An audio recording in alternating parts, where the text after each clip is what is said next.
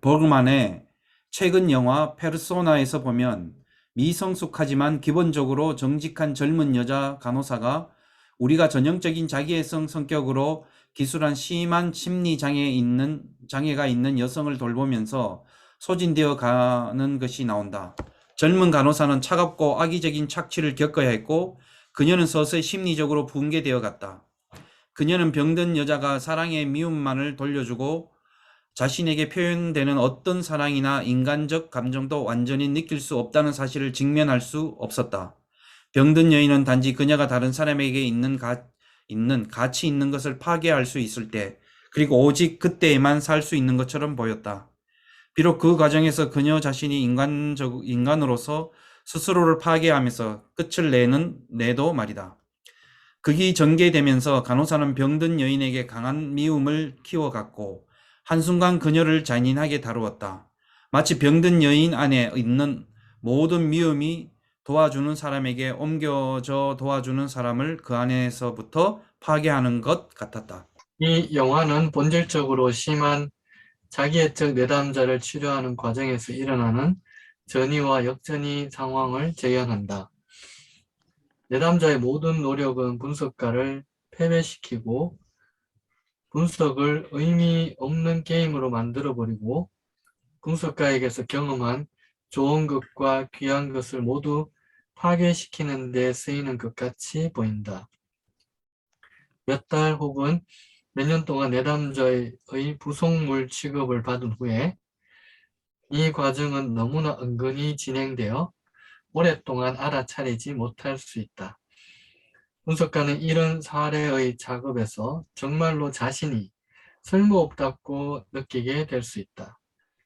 그의 의견과 치료 개입은 모두 무의미한 것으로 해체되어 버리는 것 같고 그가 내담자에게 공감적 감정을 느꼈던 것도 나중에 모두 체계적으로 파괴되어 버린다. 오랫동안 비성공적인 치료 후에 분석가 편에서 내담자를 방어적으로 평가절하하게 되기도 한다. 이는 내담자가 분석가를 위험하고 피하고 싶은 대상의 하나로 느끼는 감정을 강화시켜준다. 혹은 몇 가지 사소하게 좌절한 것이 내담자 편에서 분석가를 더 이상 조종할 수 없다는 일반적인 인식으로 커지게 되기도 한다.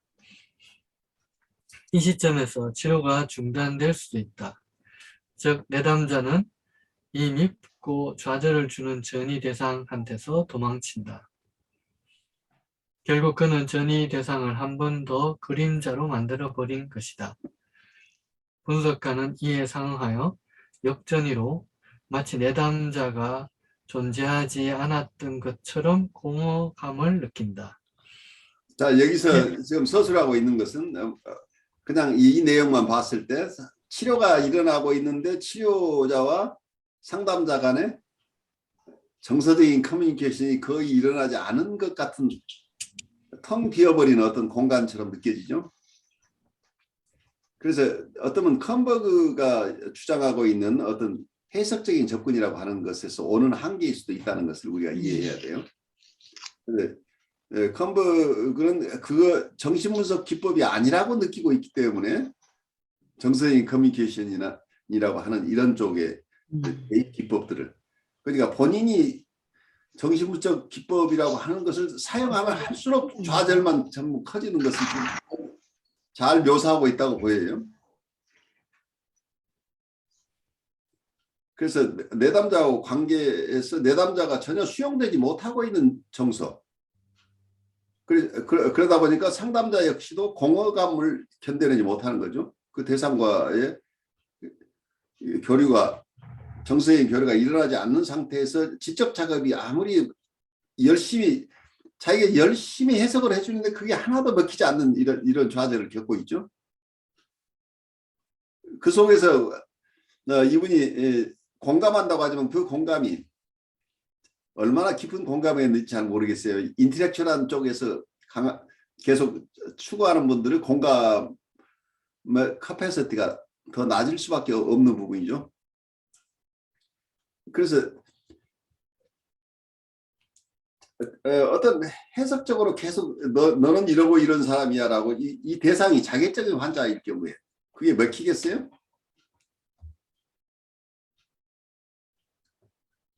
그러니까 이 사람의 정서 레벨에 전혀 맞지 않은 얘기를 지적으로는 확실하게 또 분명한 얘기를 하고 있는데 정서적인 레벨에서 이분과 어떤 커넥션이 이루어지고 있지 않느냐 하는 부분에서 좀 더 관찰할 필요가 있겠죠. 그래서 여기서 컴버그가 얘기하고 있는 것, 컴버그의 분석을 들으시면서 그 다음 얘기를 가보죠. 컴버그의 퍼스펙티브하고 다른 퍼스펙티브에서 컴버그 얘기를 일단 바라보면서 또 그 다음으로 가보죠. 위의 고찰은 기법과 관련하여 몇 가지 시사점을 던진다. 우선 분석가는 이러한 사례에서 드러나는 전의의 특징에 끊임없이 초점을 맞춰야 한다. 그리고 전능한 통제와 평가절하하려는 내담자의 노력을 끊임없이 중화시켜야 한다. 또한 분석가는 장기적으로 어떤 역전이가 일어나는지 신중하게 살펴보아야 한다. 분석가는 분석 과정에 역전이를 활용해야 되는데 이는 자신이 어떻게 느꼈음을 내담자에게 밝힌다는 것이 아니라 내담자 행동에 숨어있는 의도가 무엇인지를 끊임없이 역전이에서 확인한다는 것이다. 예를 들어 내담자가 오랫동안 분석가의 모든 해석을 일일이 거부한다면 분석가는 그 결과 무능함을 느낄 수 있다. 그리고 이를 통해 마치 분석가가 패배감과 무능감을 느끼게 하려는 듯이 분석가를 대하고 있음을 내담자에게 지적할 수 있다. 혹은 내담자가 반사회적 행동을 하는 것에 대해 내담자보다는 분석가가 그 결과를 걱정하게 된다면 분석가는 이를 통해 다음과 같이 지적할 수 있다. 즉, 내담자는 분석가가 내담자의 행동을 걱정하게 하는데 내담자 자신은 그런 감정을 견딜 수 없기 때문이라는 것이다. 이런 내담자는 분석가를 마치 자신의 연장이거나 자신이 분석가의 연장인 양 대하기 때문에 분석가의 감정은 내담자가 내적으로 투쟁하는 것을 보통의 경우보다 더 확실하게 나타내 준다. 따라서 역전이 반응은 치료에서 많은 것을 드러나게 해준다. 네, 여기서 컴버그가 하는 얘기는 역전이 분석처럼 얘기를 하고 있는데 사실은 전이 분석을 하고 있는 것처럼 느껴져요.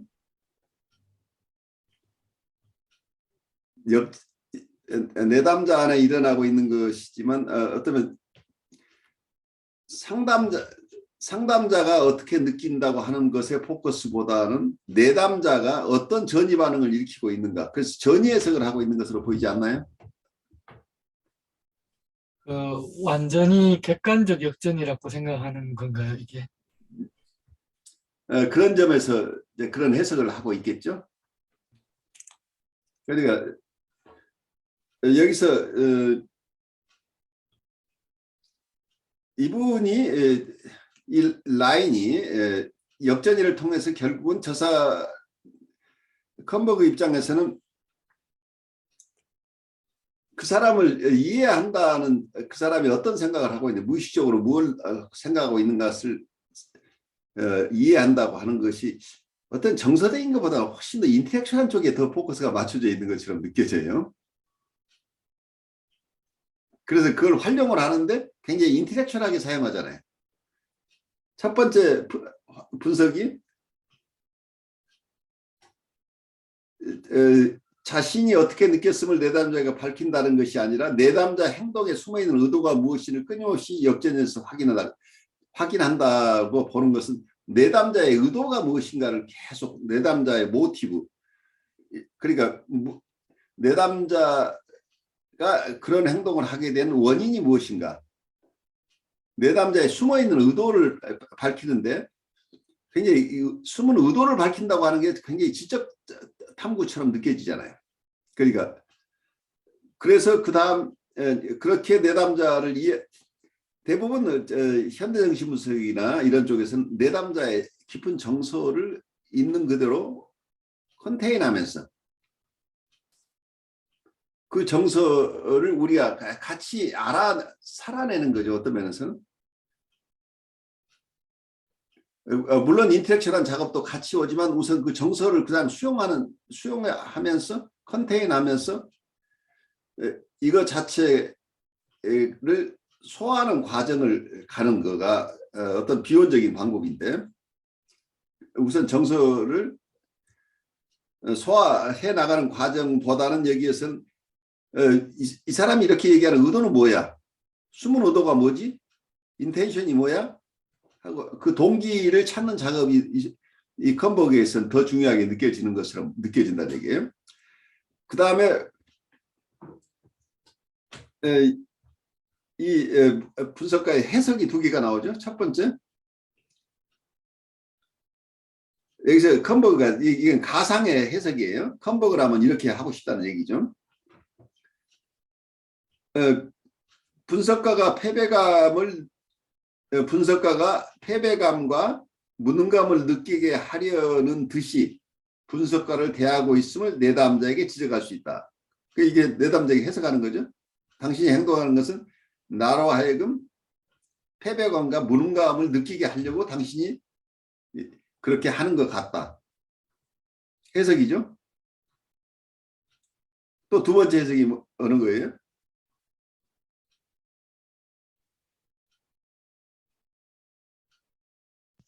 반사회적 행동에 대한 결과에 대한 걱정. 네.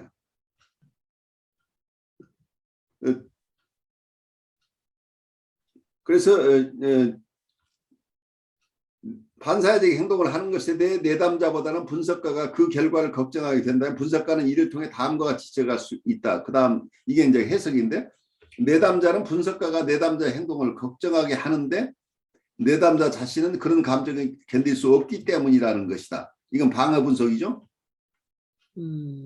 당신이 방어하고 있는 거야. 그래서 나로 하여금 이렇게 걱정하게 하는 거야 라고 해석하고 있죠. 이 두 가지가 다 해석적인 어프로치죠.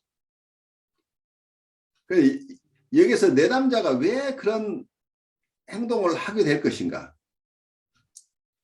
근원적인 어떤 정서적인 이분의 니드나 정서적인 결핍에 대해서는 여기에서 깊이 터치하고 있지 않은 것처럼 느껴지죠. 그래서 자기애적 환자들이 정서적인 부분이 완전하게 어떻게 보면 굉장히 강하게 차단을 하고 있기 때문에 그렇죠. 그런 접촉이 되지 않기 때문에 이렇게 했을까요?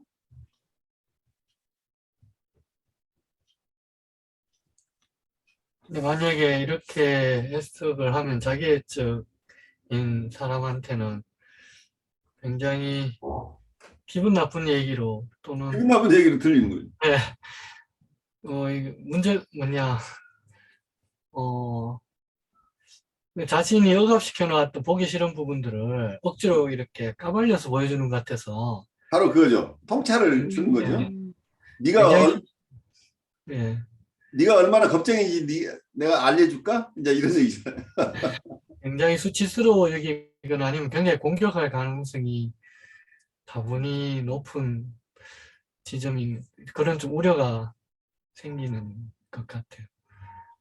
그렇죠. 그래서 우리가 보통 임상 상황에서 특히 컨버거처럼 병원에서 의료팀들하고 같이 일하는 상황이 아닌 상황에서 이런 해석적인 접근이 어렵다고 하는 게 그래서 그렇죠.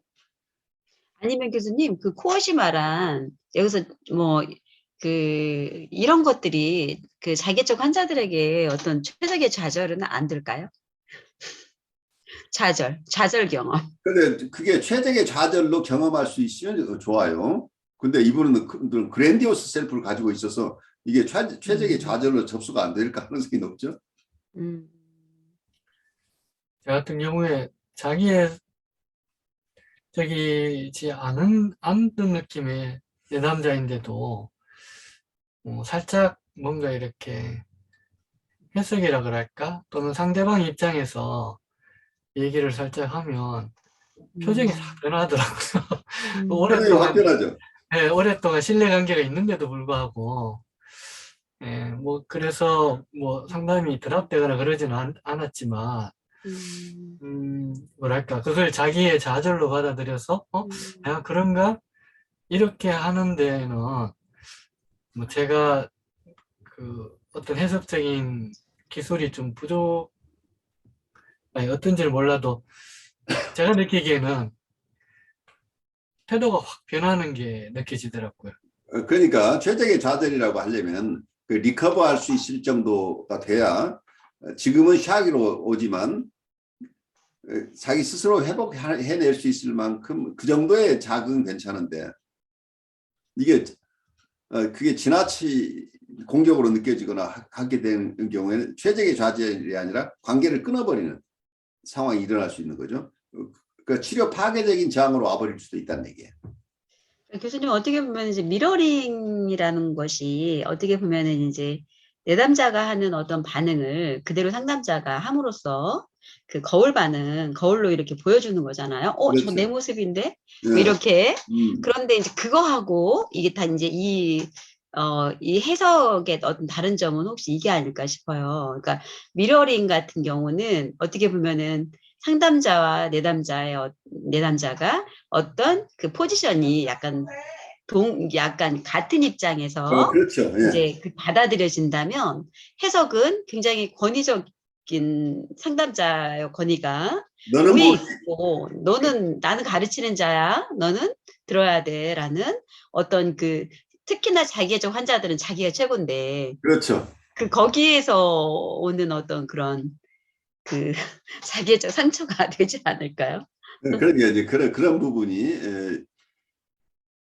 이분들이 거대 자기를 내세우고 있면서 허약한 셀프가 숨어 있는 거죠. 그러니까 허약한 셀프를 보라고 하는 순간 거대 자기가 무너지는 것에 대한 두려움이 생기죠.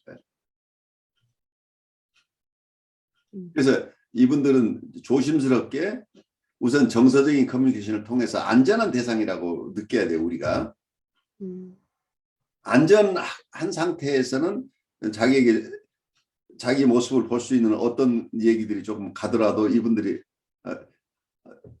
뭐라고 할까? 내가 자기를 해치지 않는 사람이라는 확신이 있으면 자기를 조금 성찰할 수 있는데 내가 아직은 언제든지 공격할지도 모른다고 한다면 내가 적이에요. 에너미예요. 이 사람 경험 속에서는 나쁜 대상들이 항상 있으니까 투사도 어떤 그런 투사들이 많이 일어나죠. 배드 오브젝트 투사가 많이 일어날 텐데 내가 어떤 것을 좋은 것을 얘기하는 것 같지만 사실은 저 사람이 나를 위하는 것처럼 하지만 나를 공격한다고 느낄 가능성이 굉장히 높아지잖아요. 그러니까 공격하게 되면 누군가를 공격받는다고 하면 인간은 기본적으로 뭐예요? 우선 자기가 살아야 되잖아요. 그러니까 방어를 하게 되거든요. 그러니까 이분으로부터 자기가 아직은 대면하고 싶지 않은 그 상처들을 바로 상처를 보여주기 시작하면 자기도 알고 있으나 알고 있지 않은 것처럼 행동하고 있는 거를 무의식이라고 하는 게 총체적인 인격 체계 내에서는 자기 무의식 속에서 자기를 알고 있어요. 그렇지만 자기의 의식이라고 하는 제한된 범위 내에서 그 무의식의 세계를 외면하고 있는 거죠. 그러니까 내 안에 있고 내가 알고 있는 거지만 내가 볼 수 없는 것들이 있는데 이것이 본인이 힘이 생겨서 이고 스트렝스가 생겨서 이제 스스로 조금씩 이걸 대면해도 괜찮은 상태에 가면서 서서히 이것을 본인이 깨쳐가는 건 안전한데 어느 순간에 지금까지 안 보고 있던 것을 휘장을 휙 걷어버린 휘장을 걷어서 자기의 정난한 모습을 바로 보게 해버린다고 한다면 이 사람은 이 샥을 견디지 못한다는 거죠. 그래서 이분들이 피하고 있는 것은 뭐 결국은 도망다니고 있는 게 세상 사람은 도망다니는 게 아니고 자기로부터 도망다니고 있는 사람들이 방어를 한다고 하는 것은 무의식적인 방어는 자기 스스로의 모습을 보고 싶지 않은 두려움이라는 자기 스스로를 보는 것에 대한 두려움이니까 그래서 이 어려운 속에서 자기가 자기를 감내할 수 없어서 자기의 정말 자기의 모습을 감당할 수 없어 자기의 취약하고 연약하고 헬프리스하고 힘없는 자기 모습을 본다는 것이 너무 고통스러워서 그것이 아닌 나는 세상에서 가장 힘있고 가장 정의롭고 가장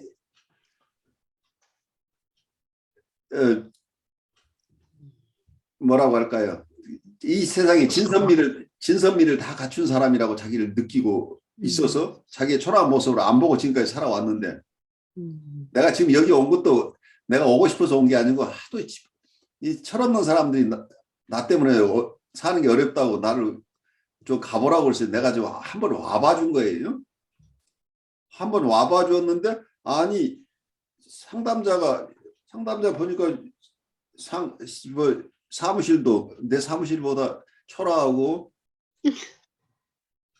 이 사람이 뭘 공부했는지 잘 모르겠고 무슨 좋은 대학을 나온 것 같지도 않고 근데 갑자기 당신이 두려워해서 그 두려운 마음을 나한테 다 줘버리고 당신은 아무렇지도 않은 것처럼 이렇게 스스로를 방어하고 있다고 이렇게 이런 해석을 멋지게 해버리면 어때요? 한국말로 그런 말 요새 쓰는 얼척 없다는 얘기죠. 그런 말 알아요? 얼척 없다. 어이없다, 어이없다. 그렇죠. 그 사투리가 얼척 없다는 말이에요. 거의 어이없는 상황이 되는 거죠. 아 이게 뭐야? 이 친구 지금 뭐 하는 거야? 라는 반응이 바로 와버릴 가능성이 있잖아요. 그러면 이제 이 상태에서 이분들이 계속해서 상담을 오겠느냐는 어려움이 생기죠. 그래서 바로 어떤 깊은 통찰 혹은 깊은 해석, 이 사람의 무의식을 해석해내는 것, 어떤 면은 발생 기원적인 역동적인 해석이라고 하는 게 적절한 시기에 이 사람이 수용할 수 있을 때는 괜찮은데 그렇지 않은 상황에서 그런 해석이 주어진다고 한다면 이걸 소화해낼 사람이 많지 않다는 걸 우리가 이해해야 되는 거죠. 그래서 해석이 틀려서가 아니라 해석이 너무 확실하게 맞아서 내담자가 떠난다는 걸 이해를 해야 됩니다.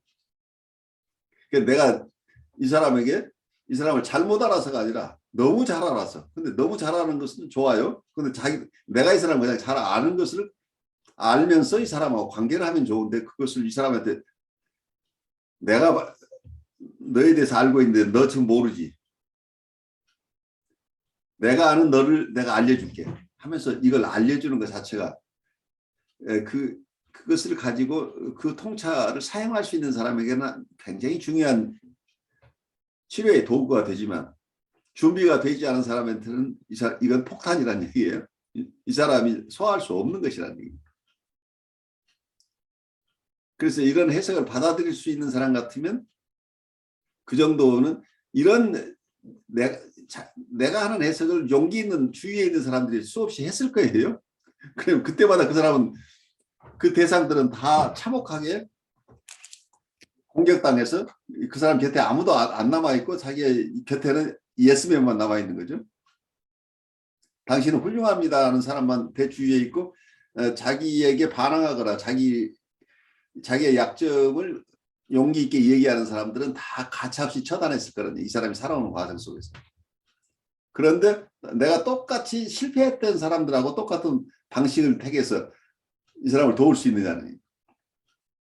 그런데 이분들이 주는 프레딕티브 아이덴티피케이션이나 이런 기전은 워낙 강해서 우리가 똑같이 행동하도록 만들어낸다는 걸 우리가 이해해야 돼요. 그래서 어쩌면 내가 이 사람을 치료하겠다고 하는 것 자체도 어쩌면 이분이 가지고 있는 내적 대상들의 투사에 의한 결과일 수도 있다는 거죠. 우리가 이걸 컨테인하지 못하고 바로 어떤 인터벤션을 하는 것 자체가 이게 어떤 역전의 저항이 걸려버리는 케이스들이죠. 내가 해석을 했더니 이 사람이 굉장히 힘들어하더라 하면 이 자아심리학자 입장에서는 많은 게 내 해석이 그만큼 확실했다는 것에서 만족을 느낄 수도 있어요. 저 사람이 내가 전국을 찔렀기 때문에 저렇게 힘들어한다 라고 느낄 수 있죠. 그래서 거기서 만족을 얻을 수도 있는데 그분이 그것이 아까 우리 남선생님 얘기한 대로 optimal frustration을 작용해서 자기 스스로 나하고 단절된 것을 다시 회복할 수 있는 힘이 있는 사람 같으면 적절한 프로스트레이션이지만 적절한 좌절인데 그게 아니고 이게 이 사람에 대한 엄청난 무자비한 공격이었다고 이분이 느껴버린다고 한다면 이건 관계가 끊어져 버리니까 이건 치료적이 아니란 얘기예요. 그러면 교수님, 그러니까 자기애적인 환자라도 어쨌든 언제나 그렇게 그 자기애로 뭔가 이렇게 자기 전능감이나 어떤 우월감으로 이렇게 똘똘 이렇게 뭉쳐있지만은 않을 것 같아요. 이 사람도 시련이 있고, 그렇죠. 이제, 예, 그런 게 있는데, 그래서 이제, 그렇게 약간 자기가 정말 어떻게 감당하지 못할 상황에 이렇게 물어올 때, 상담자한테. 그때는 물어올 때, 그때, 예, 이렇게 그런 약간 이제, 해석적 접근이지만, 실은, 따라갈 수 있죠. 예, 그 공감도 해주면서 이렇게 했더니, 그 부분이 좀 통했던 것 같아요. 그게 굉장히 중요해요. 그러니까 이분의 컨택 펑션을 따라가야 된다. 이분이 원한 거잖아요. 그러니까 뭐 완전 여기서 말하는 컨버그가 만난 그런 완전 자기애적 환자는 아니지만 그래도 자기애가 강한 그렇죠. 제 내담자의 경우 그래요. 얼마나 진짜 이거는 정말 어이없잖아요. 진짜 한마디로. 근데 이 컨버그 환자 못지않게 지금 심한 환자예요. 네. 그랬을 때 어떻게 하면 좋은지. 그래서 이제 그런 이제 접근해 왔기 때문에 그럼 어떻게 현실적으로 어떻게 이것을 해결할 수 있을까에 대해서 조금 이렇게 다뤘거든요. 해석적으로 그래서 접근하신 거죠. 그 예, 부분은. 그렇게 했더니 그 부분을 이렇게 수용하고 그대로 해결을 하고 그 다음부터 어떻게 보면 굉장히 좀 신뢰감이 더 생긴 것 같아요. 그러니까 바로 이제 이 부분은 내가 해석적인 접근을 하는 것은 이분이 이미 자기를 성찰할 만한 마음의 준비가 돼 있는 상태에서 했기 때문에 워킹한 거죠. 나한테 선생님 어떻게 해야 하는 게 좋아요라고 나한테 컨택을 했다는 얘기는 자기 스스로 자기 안에 문제가 있다는 걸 받아들이고 있는 상태잖아요. 그리고 자기가 힘드니까. 자기가 힘드니까 자기가 힘든데 내가 안전한 대상이 돼 있었다는 얘기예요. 그러니까 바로 이 해석을 한 게 아니고 그동안에 남선생님이 이 내담자와 관계에서 애써온 그런 관계가 치료 관계가 기반이 됐기 때문에 이 해석이 먹히는 거죠. 그러니까 굉장히 중요한 게 우리가 이 책에 나오는 케이스 가지고 우리가 공부한다는 게 굉장히 위험한 게 거기에서 중요한 메시지를 우리가 받아야 되지만 어떤 해석적인 접근이나 정서적인 교류를 한 그 부분만 축약돼서 나오죠. 그래서 아주 뭐랄까 미래큐러스한 어떤 결과가 나온다고 이제 대부분 설명을 하고 있는데 거기에 교과서에 나오는 그 정도의 서술 가지고 그런 결과가 오는 게 아니고 그 이전 그러한 인터벤션이 있기 이전에 훨씬 전부터 쌓아온 치료 관계가 배경이 돼 있어서 그 적절한 시점에서 해석을 하거나 인터벤션을 해서 효과가 있는 거란 얘기예요. 그러니까 한 번의 해석이나 한 번의 인터벤션으로 어떤 결과가 오는 것이 아니라는 것을 우리가 이해하는 게 제일 중요한 것 같아요.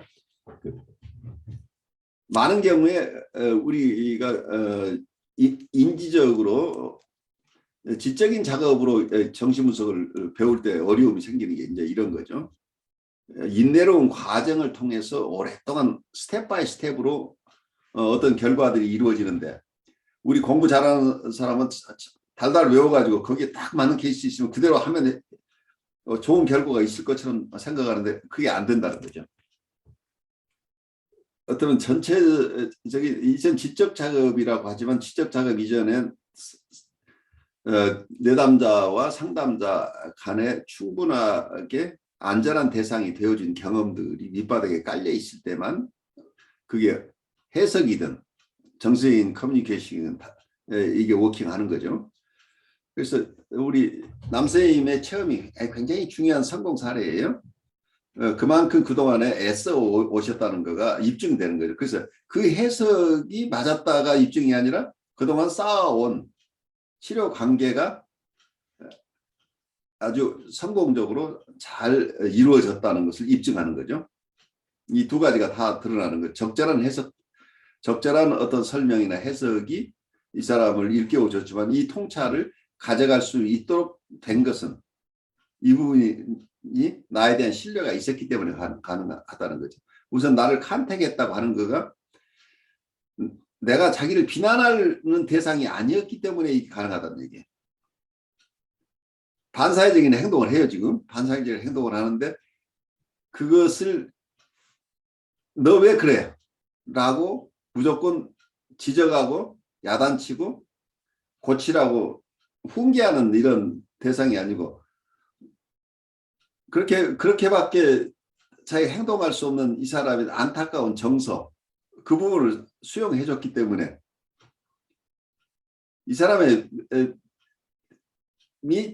어떤 사회 기본을 모르는 게 아니에요. 정서적으로 이게 자기 뒤틀려 있어서 자기가 수용할 수 없어서 어떤 반사회적인 결과가 오는 이런 행동까지도 했던 사람인데 그것을 자기 안에서 자기가 안에 있는 갈등인데 이 컨플릭이 의식화됐거나 의식화되지 못한 무의식 속에 컨플릭이 있는 거죠. 그 컨플릭을 안전하게 나한테 제시할 수 있었던 게 이분이 도움을 받을 수 있는 준비가 된 거죠. 기법적으로 어떻게 해야 할지 분석가가 다루기 어려운 한 가지 문제는 내담자의 정서적 태도가 갑자기 바뀌어 버린다는 것이다. 특히 이해되거나 완화된 순간 이후에 내담자는 분석가가 그를 도와준 것에 대해서 감사함을 느끼거나 특정 주제에 대하여 더 깊이 이해하려고 하기보다는 완전히 자기만의 문제에 빠져버리곤 한다. 분석가를 평가절하하는 것도 이 시점에서 일어나고 이와 함께 분석가의 해석을 훔치려고 한다. 이렇게 불과 몇 분 전만 해도 혹은 한 해기 전만 해도 중요한 문제로 보이던 것이 갑자기 사라지는 것에 대하여 매우 주의해야 한다. 이게 이제 컨버그가 다른 사람들에게 주의를 환기시키고 있는데 나는 이 컨버그에 대해서 주의를 환기시키고 싶어요. 그게 내담자의 태도가 갑자기 확 바뀌어버리는 게 당연하다는 얘기예요. 많이 겪지 않았을까 이런 생각이 들어요. 많이 겪었어요, 이 사람은. 네. 컨버그는 끊임없이 겪고 있는 거예요. 왜냐하면 이분의 치료 기법 자체가 이러한 저항을 계속 불러일으키는 이런 치료 기법이기 때문에 그래서 이 분석가에 대한 평가조차라도 이 시점에서 일어난다라고 얘기해 자기의 체험이에요. 그러니까 이런 체험을 많이 하는데 이분은 그건 불가피하게 이런 치료 방법밖에 없다고 굳게 믿는 빌리프 시스템이 밑바닥에 깔려 있다는 얘기예요.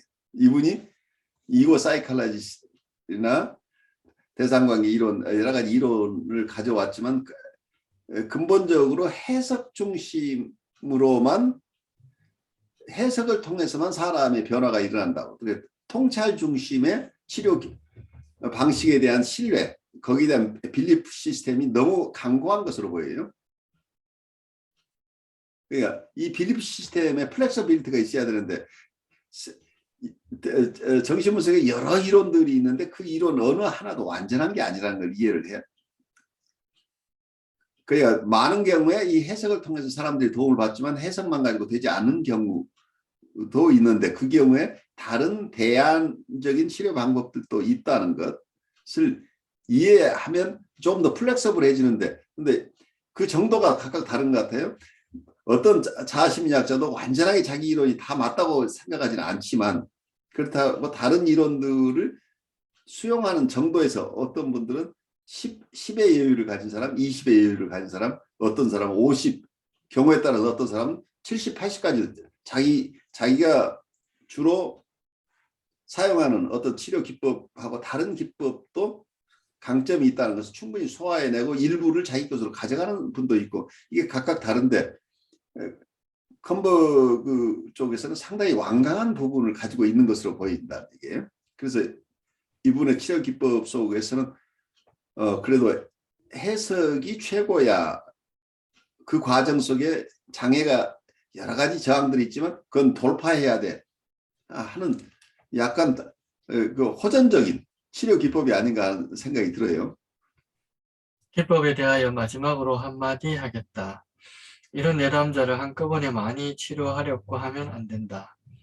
왜냐하면 이들은 분석가에게 많은 스트레스와 요구가 되기 때문이다.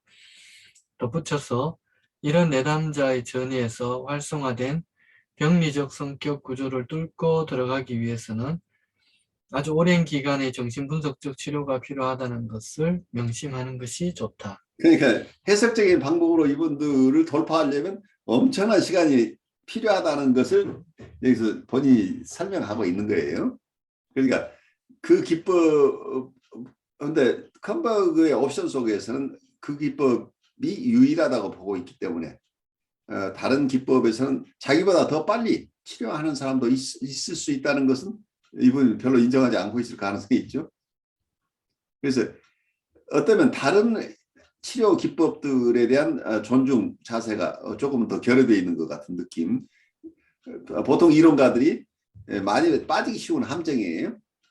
자기의 논리에 계속 빠져 들어가니까 그 논리를 가지고 계속 그 속에서 헤어나지 못하고 그 안에서만 맴도는 이런 상황이 일어날 수 있는 거죠. 그러니까 해석을 통해서 통찰을 통해서 사람을 치료한다고 하는 부분인데 그와는 많은 크게 다른 라인에 있는 정서 중심의 치료 기법에 대한 어떤 존중의 자세가 별로 없어 보인다는 얘기예요. 과거의 몇몇 임상가는 이런 내담자는 전이를 일으키지 않으며 분석가에 대하여 자기애적으로 비관여하면서 분석 작업을 방해한다고 여겼다. 그러나 사실은 이런 내담자는 위에서 묘사한 것과 같은 아주 강한 전이를 일으킨다. 겉으로 보기에는 거리를 두고 관여하지 않는 것처럼 보이지만 그 밑에는 평가절하, 경멸, 훼손시키기 등 적극적인 과정이 진행되고 있다. 이러한 전이 저항의 효과를 무효화시키면 보통 의심, 미움, 시기 같은 강한 편집증이 일어난다. 그러다가 결국 몇 달, 어떤 때는 몇 년의 치료 끝에 내담자는 죄책감과 우울을 느낀다. 즉 분석가에 대한 자신의 공격성을 자각하게 되며 죄책감을 느끼고 한 인간으로서 분석가를 좀 더 인간적으로 염려하게 된다. 그리고 이와 더불어 죄책감과 우울을 느낄 수 있는 능력이 일반적으로 증가한다. 이것이 이런 내담자를 치료하는 데 있어서 매우 중요한 시점이며 동시에 예후에서 본질적인 요인을 나타낸다. 치료를 시작할 때 어느 정도 죄책감과 우울을 느낄 수 있는 내담자는 이러한 감정을 전혀 견딜 수 없는 내담자보다 더 낫다. 좋습니다. 여기서 어떤 컴버그가 자기 임상 체험 속에서 괴로웠던 과정을 잘 설명하고 있는 것으로 보여요.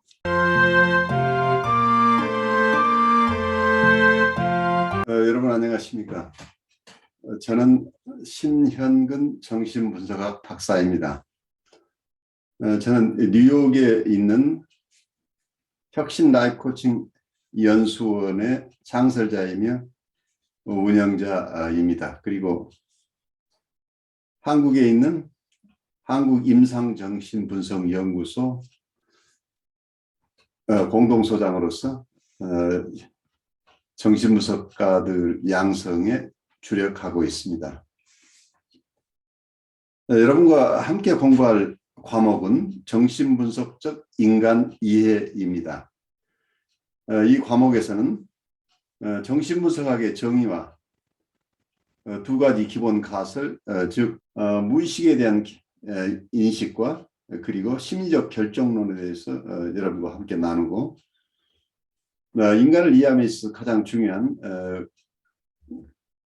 우리의 욕동 혹은 본능에 대한 이론 그리고 우리의 마음의 구조에 대한 이야기들을 하게 될 것입니다. 이를 기반으로 원본능과 자아를 어떻게 구별할 것인가, 그리고 자아는 어떻게 발달하는 것인가, 그리고 자아와 원본능 간의 갈등이나 대립이 있을 수 있는데 이 자아가 스스로를 방어하는 여러 가지 기능이 있는데 이 자아가 가지는 방어 기제들은 어떤 것인가 하는 얘기를 나누면서 자아의 발달에서 가장 중요한 대상관계를 어떻게 이해할 것인가, 그리고 대상관계가 발달함에 따라서 초자가 발달하게 되는데 초자의 발달 과정과 그 기능에 대해서 여러분과 함께 나누고, 그리고 정신 분석이 무의식의 세계를 기반으로 하기 때문에 실수와 채취 그리고 꿈에 대해서 함께 공부하겠습니다. 그리고 정신분석학이 심리학 전체를 다루는 일반 심리학이긴 하지만 연원적으로 정신병리 측면에서 발달되어 왔습니다. 그래서 정신병리론에 대해서 우리가 공부하고, 정신적 갈등이 정신병리에 영향을 미치긴 하지만 또한 정상적인 발달 과정에서도 정신적 갈등은 큰 영향을 미치기 때문에 이 정상적인 정신 기능과 정신적 갈등에 대해서 알아보고, 그리고 우리가 태어날 때 이고나 혹은 셀프라고 하는 자아나 자기를 가지고 태어났는지에 대한 논쟁에 대해서 여러분과 알아보도록 하겠습니다. 그리고 저는 정신분석에는 다양한 학파들이 있는데 이 다양한 학파들을 각각 독립된 것으로 보지 않고 다양한 정신분석들을 정신분석이라는 큰 틀 안에서 통합해야 내야 될 필요가 있다고 봅니다. 그래서 통합적인 정신분석이 왜 필요한가 하는 얘기를 우리가 나누게 되겠고, 그리고 정신분석 자체가 영성과는 어떤 관계에 있는지, 우리 인간 발달을 중심으로 인간을 이해한다고 할 때 정신분석과 영성과는 불가분의 관계에 있다고 봅니다. 이런 다양한 측면들을 여러분과 함께 공부할 수 있기 바랍니다. 여러분 감사합니다.